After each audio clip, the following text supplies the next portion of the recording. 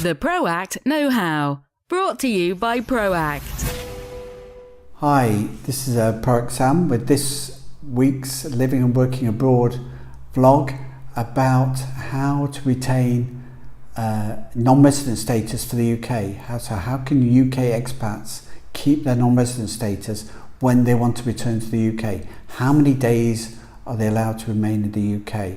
So many times you might be asking yourself, I've got family plans or business plans or I need to work some days in the UK. So what can I do and still remain a non-resident expat for this current tax year and maybe beyond? So that's what we're looking at today. Any more information on what we're talking about you can get from our website at proactpartnership.com. There's lots of features there on living and working abroad, or you could look at our blog there. You can look at our vlogs, follow us on YouTube and Facebook, our living and working abroad page, and if you can leave a question there and we'll maybe feature that next time, and if you find something that's relevant to your colleagues, family or friends, then why not share those information freely among your friends and colleagues and spread the word on how to remain living and working abroad across borders down the generations, protected for all your family. So today's topic, how can I remain non-resident? You might wonder, what can I do? How many days in the UK can I spend with the birth of my grandchild, or going to care for my mother or my parents, elderly parents' needs? Or what is a situation where I need to go and do a job, a contract, or work with head office back in the UK? How can I do that?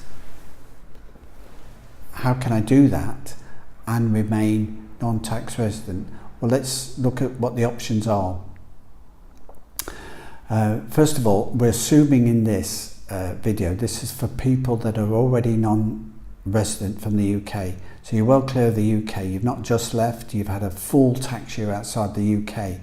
And if you're into the second full tax year, and you can spend 45 days in the UK without any liability to tax residents. So it doesn't matter how many ties you've got. If you want to spend 90 days in the UK, then you must have less than 3 ties or less to the UK to carry on to be non-resident. So that is 90 days is 3 months.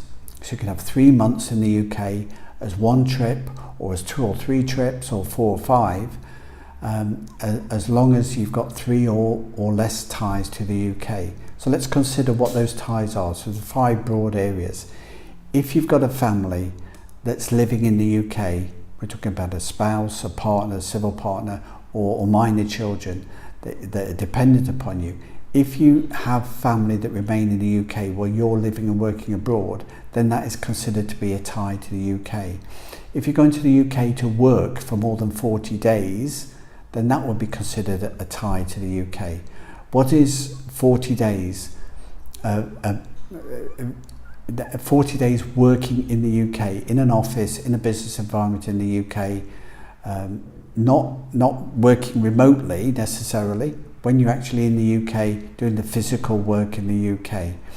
A working day is classed as 3 or more days work. So if you fly to the UK, have a business meeting for an hour and then carry on with personal work, then that's not necessarily classed as a working day. So more than 40 working days in a year is classed as a tie. Now, in this case, we're talking about spending up to 90 days in the UK in a year. If you've spent more than 90 days in the current tax year, or the previous, or in any one of the previous 2 tax years, so in the last 3 tax years you spent more than 90 days in the UK in one of those years, then that is classed as a tie. That is classed as a tie. That's why you have to be very careful to try and minimise your ties, because if unforeseen circumstances mean that you spend more than 90 days one year when you're planning to have exactly 90, then that is going to be a tie for the subsequent 3 years that could bring you back into UK tax. So spending more than 90 days in the country, in the UK, in any of the last 3 tax years, including the current one, is classed as a tie to the UK.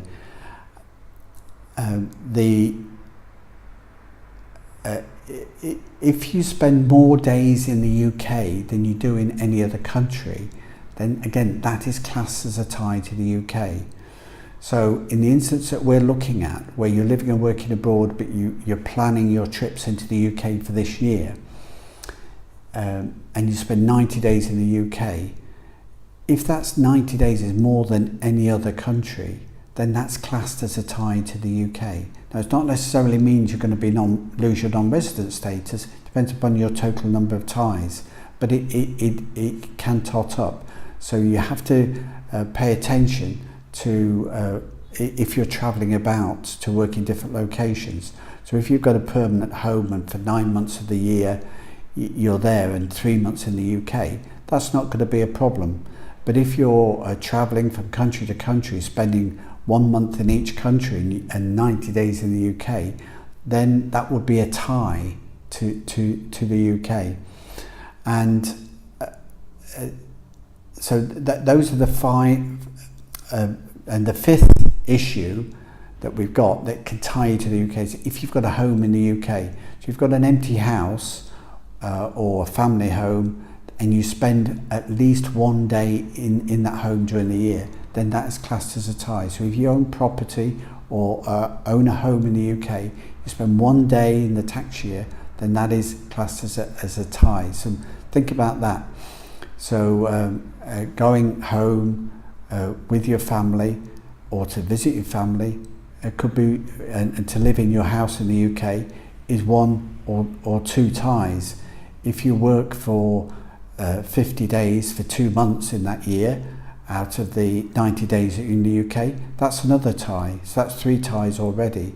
And if you've done 120 days in country the previous year, then that's your 4 ties. So you're going to become non-resident, tax resident in the UK for that year, even though you spent less than 90 days in the country. So it's not an automatic given that you spend 90 days in the country as a returning expat and that you're going to remain non-tax resident. So we've got those 5 ties that if you work more than 40 days in the UK, if you spend more than 90 days in the UK in any of the last 3 years, if you've got a UK home that you spend 1 or more days in during the year, and if you spend more days in the UK than any other tax country is a tie. And finally, where's your family living? If they're living and working with you abroad, not a tie. If they're living in the UK while you're living and working abroad, then that's a tie to the UK.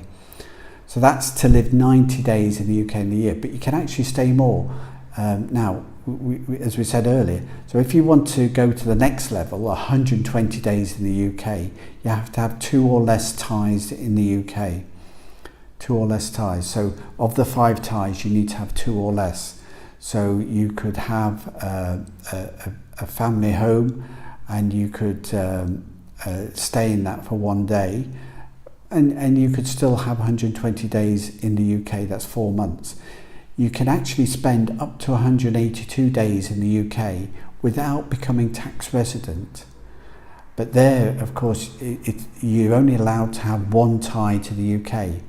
And if you spend 182 days in the UK and you don't spend 184 days in your expat location like Cyprus, even if you have a 2-week holiday, in Greece, you don't spend your 184 days in the UK, then your 182 days in the UK is your biggest, it means you are tied to the UK for that. So if you fall foul on any of the other criteria, then you could become, for that year, you could suddenly become a tax resident. So you could spend 182 days in the UK, and as long as you're very precise and spend 184 days in another country, it's not a tie. But if that's not the case, and the 182 days is a tie to the UK, you can still be non-resident, but you can't work more than 40 days. You can't have a home, you can't have a family that's living permanently in the UK, and you can't have spent 90 days in the UK in the previous 2 years. And that year that you do your 182 days, that will be a tie for the next 2 tax years because you're over the 90 days. So just these are things you need to plan ahead.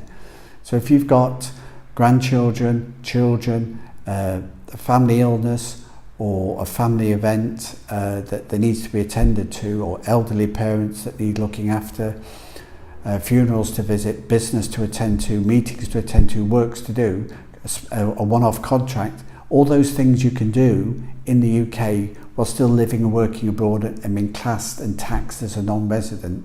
But bear in mind what your ties are and make the right judgments that work for you.